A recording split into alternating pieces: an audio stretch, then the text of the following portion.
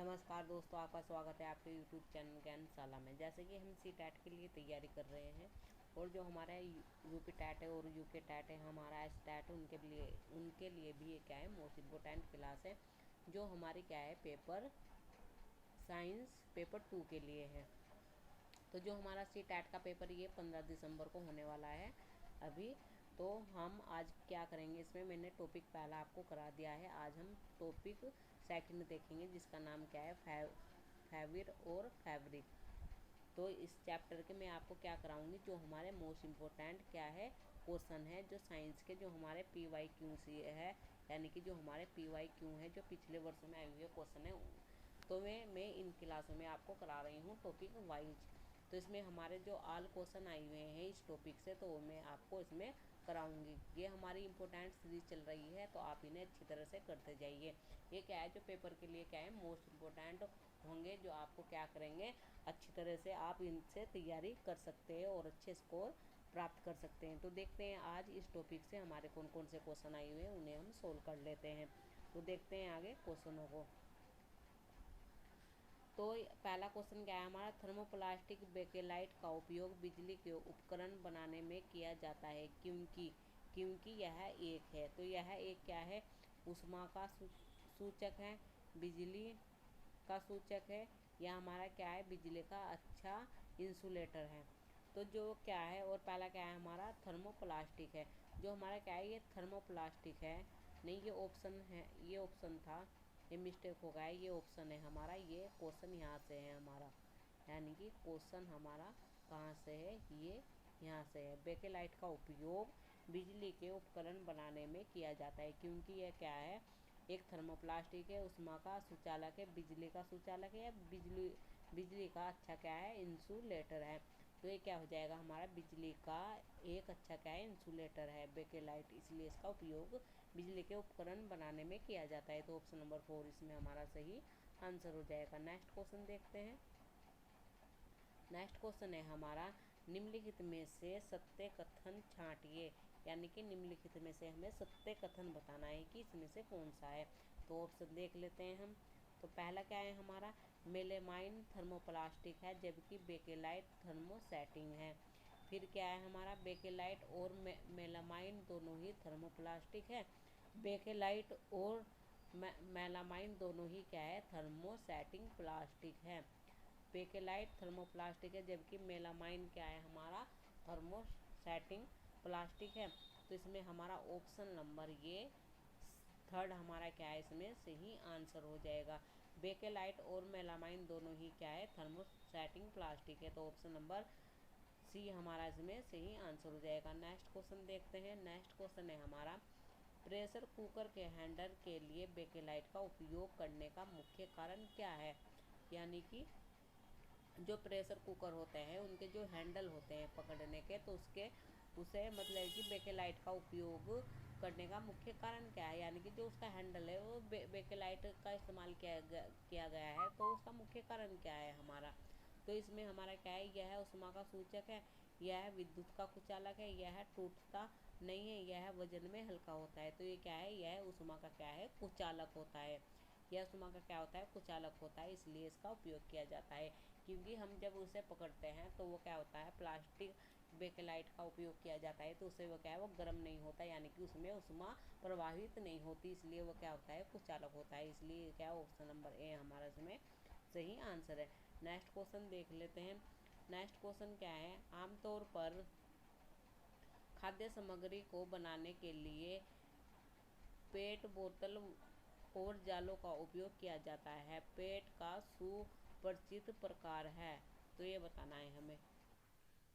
तो ये इसमें हमें बताना है कि आमतौर पर खाद्य पदार्थ सामग्री को रखने के लिए पेट, बोतल और जारों का उपयोग किया जाता है। तो पेट का सुपरिचित प्रकार है, ये बताना। तो ऑप्शन हमारे ये है, पहला क्या है हमारा पेले पेलेमाइंड, फिर क्या है पोलोस्टिक, फिर क्या है एकेलाइट, फिर क्या है रियोन यानी कि करसी रेशा। तो इसमें से हमारा कौन सा ऑप्शन हो जाएगा, ऑप्शन हमारा सेकंड इसमें सही आंसर हो जाएगा। नेक्स्ट क्वेश्चन देखते हैं। नेक्स्ट क्वेश्चन है हमारा, इसमें क्या बताना है हमें, यानी कि S1 है और S2 है हमारा। तो हमें बताना है इसमें सही और गलत कौन सा है। तो प्लोस्टिर एस्टर की पुनरावर्ती श्रृंखला से बना होता है और एक रासायनिक है और एक विशिष्ट फलों की गंध देता है। फिर H2 क्या हमारा एस्टर केवल कार्बन डाइऑक्साइड और खनिज और ऑक्सीजन से बने होते हैं और कार्बन डाइऑक्साइड न कार्बन का श्रृंखला गुण इसकी लंबी श्रृंखला बनाता है। तो ये भी हमारा बिल्कुल सही है। जो प्लोस्टिक एस्टर की पुनरावर्ती श्रृंखला से बना होता है, जो रासायनिक है और एक विशिष्ट फलों की क्या करता है, गंध देता है, ये भी सही है। एस्टर केवल कार्बन डाई और ऑक्सीजन से बने होते हैं और कार्बन का श्रृंखला गुण इसकी लंबी श्रृंखला बनाता है, ये भी सही है और इसकी ये सही व्याख्या भी करता है। तो S1 और S2 दोनों सही है और S2 क्या करता है, S1 की सही व्याख्या करता है। तो ऑप्शन नंबर पहला इसमें हमारा क्या है, बिल्कुल सही आंसर हो जाएगा। नेक्स्ट क्वेश्चन है हमारा, इसमें हमें क्या बताना है, प्लास्टिक के संदर्भ में निम्न में से सही कथन का चुनाव कीजिए। यानी कि जो प्लास्टिक के संदर्भ में इसमें से सही कथन कौन सा है, ये बताना है हमें। तो पहला ऑप्शन क्या है हमारा, ताप तन्वीय बारंबारता ढांचों से ढले जा सकते हैं, सांचों से ढाले जा सकते हैं। उसमें सैद्धांतिक प्लास्टिक गर्म करने पर पिघलाए जा सकते हैं। बेकेलाइट ताप तन्वीय का उदाहरण होते हैं। पॉलीथीन और पीवीसी उष्मा स्थैतिक प्लास्टिक के उदाहरण है। तो इसमें हमारा जो सही आंसर है वो है हमारा ताप तन्वीय बारंबारता सांचों में ढाले जा सकते हैं। तो ऑप्शन नंबर पहला इसमें हमारा क्या है, सही आंसर हो जाएगा। नेक्स्ट क्वेश्चन देख लेते हैं। नेक्स्ट क्वेश्चन क्या है हमारा इसमें,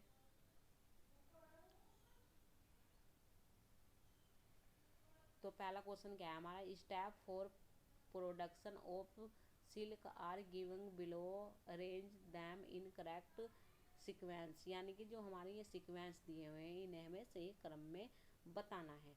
तो इसमें हमारा पहला क्या है,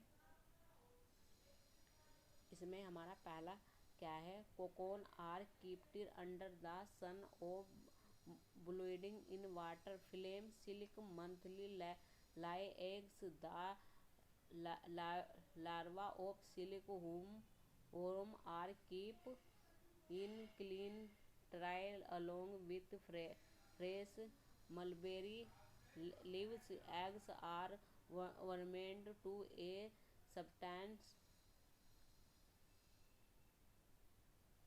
suitable temperature for larvae to hatch. After 25 से 30 day caterpillar stop eating and start spreading cocoon. Fewer are taken out from cocoon. तो ये इसमें हमें सही स्टेप बताने हैं। तो पहले इसमें थोड़ा सा पढ़ लेते हैं। इसमें क्या है, मादा रेशा कीट अंडे देती है जिससे लावा निकलता है जो कैटरपिलर या रेशम कीट कहलाते हैं। फिर क्या है, ये आकार में वृद्धि करते हैं और जब कैटरपिलर अपने जीवन चक्र की अगली अवस्था में प्रवेश करने के लिए तैयार होता है तो उसे क्या कहते हैं, पपयुआ कहलाते हैं या कोशिका कहलाते हैं। फिर क्या है हमारा, रेशम का धागा रेशम कीट के कोकून से तैयार किया जाता है। During are the moment of the head. तो ये इसके बारे में, तो हमारा इसमें सही हमें अरेंज बताना है। तो पहला तो हमारा इसमें बी हो जाएगा ये, फिर क्या है हमारा ये डी हो जाएगा, फिर हमारा ई हो जाएगा, फिर हमारा ए हो जाएगा, फिर हमारा एफ हो जाएगा। तो इस सीक्वेंस से ये चलेगा। तो ऑप्शन नंबर 4 इसमें हमारा इसमें सही आंसर हो जाएगा। नेक्स्ट क्वेश्चन देखते हैं। नेक्स्ट क्वेश्चन है हमारा, निम्नलिखित के विकल्पों में से कौन सा विकल्प रेशम के उत्पादन से जुड़ा है। तो ये हमारा नेक्स्ट क्वेश्चन है। इसमें क्या बताना है हमें, निम्नलिखित विकल्पों में से कौन सा विकल्प रेशम के उत्पाद से जुड़ा है। तो ऑप्शन है हमारे यहाँ देख लेते हैं, रेशम कीट पालन और वर्धन, रेशम कीट पालन और शहतूत कृषि, फिर क्या है हमारा रेशम कीट पालन और मधु पालन, फिर क्या है रेशम कीट पालन और पुष्प कृषि। तो हमारा जो रेशम उत्पाद से जुड़ा है वो है हमारा ऑप्शन नंबर पहला, रेशम कीट पालन और वर्धन। तो ऑप्शन नंबर पहला हमारा इसमें सही हो जाएगा। नेक्स्ट क्वेश्चन देखते हैं। ये हमारा नेक्स्ट क्वेश्चन है, इसमें हमें क्या बताना है, ये कंप्लीट द पैराग्राफ दिया हुआ है। तो of the life of silk मैथोन, यानी कि जो हमारी सिल्क है, फिलिंग इन द ब्लैक, यानी कि उसके बारे में हमें पढ़ना है। तो ए सिल्क मंथ ला, फिर फ्रॉम विच हार्ट, फिर सी ऑप्शन है, फिर card of the grow in size and when the caterpillar is ready to enter the next stage of the its life history called if first where a conveyance to hold itself which is now as C। तो ये हमें दिया हुआ है, तो ये हमारा answer है यहाँ पे। तो ये क्या है, हमारा आंसर है।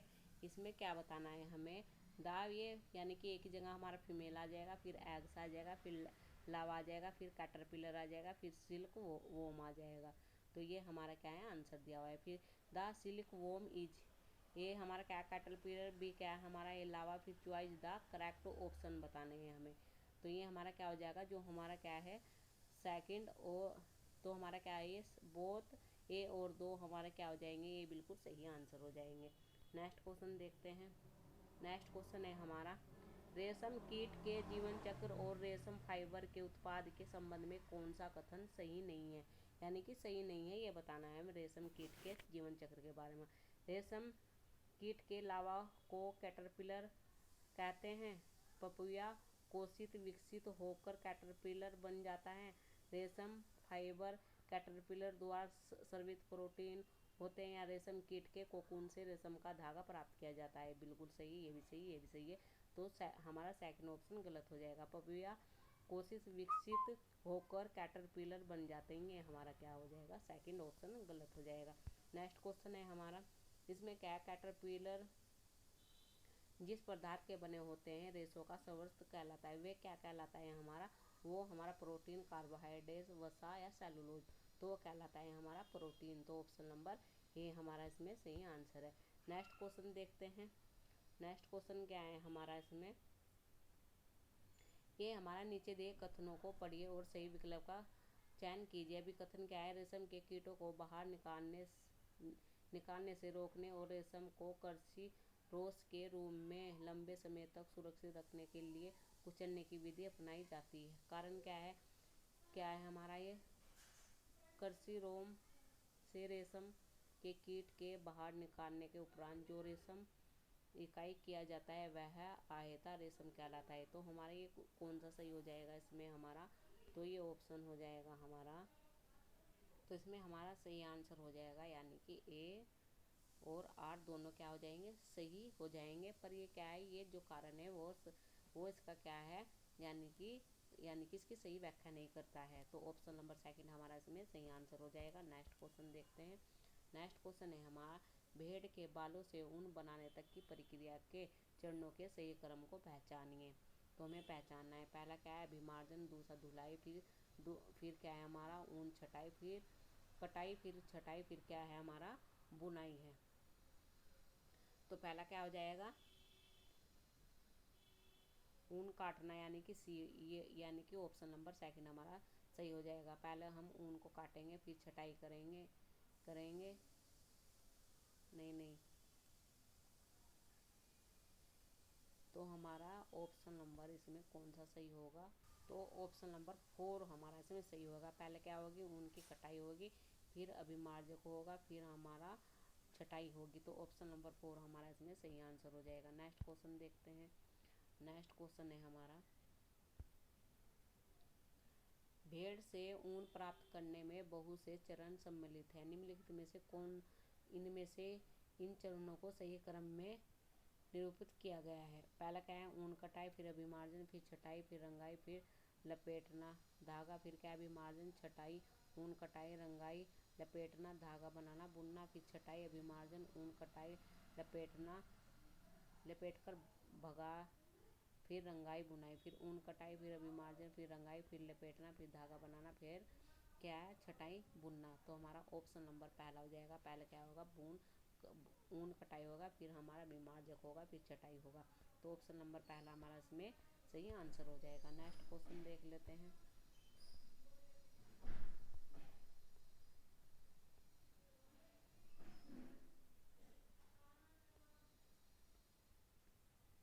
तो एक क्वेश्चन है, इसमें क्या है, आप निम्नलिखित नर्सरी कक्षा से परिचित है। बाय बाय लै सैप हैव यू, यानी मेरे के पास एक छोटा मेमना था जिसका ऊन बर्फ की तरह सफ़ेद था। तो ये दिए हुए हैं हमारे। काली भेड़ किन भागों में ऊन होती है? मेमेन के सफ़ेद ऊन से क्या तात्पर्य है? तो ये हो जाएगा हमारा ये, यानी कि ये और ये दोनों सही हो जाएंगे। ऊन नामक बालों वाली त्वचा में काली भेड़ में ऊन होती है। मेमेन के सफ़ेद ऊन का अर्थ होता है सफ़ेद रंग के बालों वाली त्वचा। फिर हमारा सेकंड है, इसमें हमारा निम्नलिखित में से कौन सा सबसे मजबूत प्राकृतिक रेशा है? तो वो है हमारी रेशम, यानी कि ऑप्शन नंबर सेकंड हमारा इसमें सही आंसर हो जाएगा।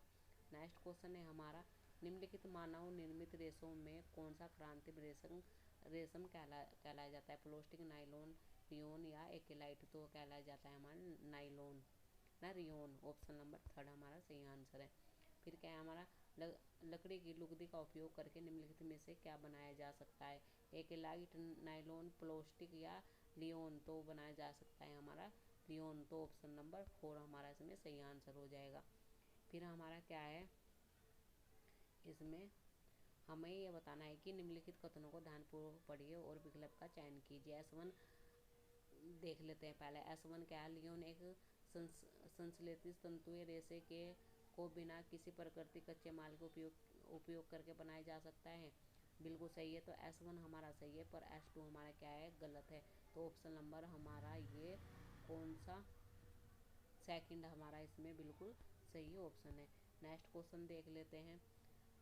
इसमें है हमारा, एक्स कोई प्राकृतिक रेशा है जो ऊन से मिलता जुलता है। इसका उपयोग शॉल, स्वेटर और कंबल बनाने में किया जाता है। एक्स का नाम है, तो एक्स का नाम क्या है हमारा इसमें, रियोन है, एक्रिलाइट है, क्या है? तो ये हमारा एक्रिलाइट। तो ऑप्शन नंबर सेकंड हमारा इसमें सही आंसर हो जाएगा।